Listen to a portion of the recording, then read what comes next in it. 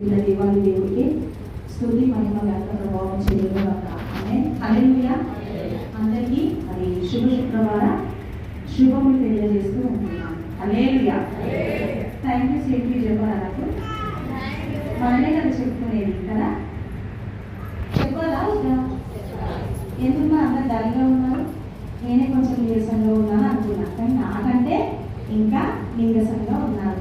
అయినప్పటికీ నేను రానన్న పాస్టర్తో మా అమ్మమ్మ బాగాలేదని మీకు అందరికీ తెలుసు. ఎందుకంటే తనకు పరిచర్య చేయాలి, తనకు కావాల్సినవి అన్నీ కూడా నేను సిద్ధపరిచి మరలా మీ మధ్యలోకి వచ్చి మీ పరిచర్య కూడా చేయాలని ఆసక్తితో ఆశతో వచ్చాను. పౌలు అంటాడు కదా, నేను ఎప్పుడు బలహీనుడనో అప్పుడే బలవంతుడని అంటాడు. ఆ వాక్యం నాకు గుర్తుకొచ్చింది.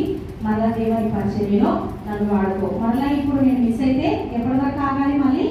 మళ్ళీ ఈ సంవత్సరం వరకు ఆగాలి. ఇప్పుడు నేను బలవంతురాలని, నాకు కొంచెం బలము దయచేసి, శక్తిని దయచేసి, ఈ పరిచర్యకు వెళ్ళాలి, వాక్యం చెప్పాలి. నాకు ఒక మాట ఇచ్చారు.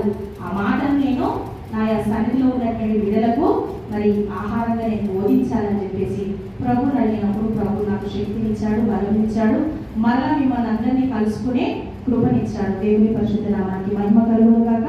నాకు ఇచ్చినటువంటి అవకాశాన్ని బట్టి దేవాది దేవుడికి స్తుతి చెల్లిస్తూ ఉంటున్నాను. మొదటి మాట, తండ్రి వీరేం చేస్తున్నారో వీరేరుగా కనుక వీరిని క్షమించుము అని దేవుడు యేసుక్రీస్తు ప్రభు వారు సిలువలో పలుకుతున్నాడు. రెండవ మాట, నేడు నీవు నాతో కూడా పరదేశంలో ఉండు అని నిశ్చయంగా నేను నీతో చెప్పుచున్నాను అన్నాడు. మూడవ మాట చూసినట్లయితే, అమ్మా ఇదిగో నీ కుమారుడు అని చెప్పేసి ఎంతో దీనంగా దయనీయంగా కరుణతో పలుకుతున్నటువంటి మాట కదా, ఎంతో బాధ్యతలు కూడినటువంటి మాట.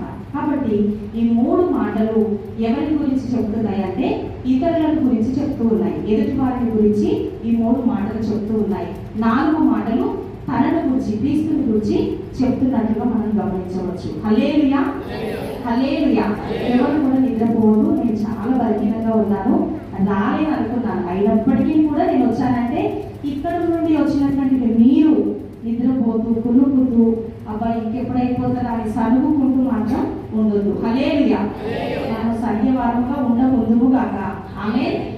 హల్లెలూయా. ఒక్కసారి అందరం లేచి నిలబడి ఒక పల్లెని చరణం మాత్రమే పాడి నేను ఈ వాక్యంలోనికి వెళ్తాను. హల్లెలూయా. మిగతా 4, 5, 6, 7 మాటలు తనను గురించి తాను చెప్పుకున్నట్లు మనకు కనబడుతూ ఉంటుంది. యోహాను సువార్త 19వ అధ్యాయము. యోహాను సువార్త తాను ప్రేమించిన శిష్యుడును దగ్గర నిలుచుండగా చూచి, అమ్మా ఇదిగో నీ కుమారుడు అని తన తల్లితో చెప్పాడు.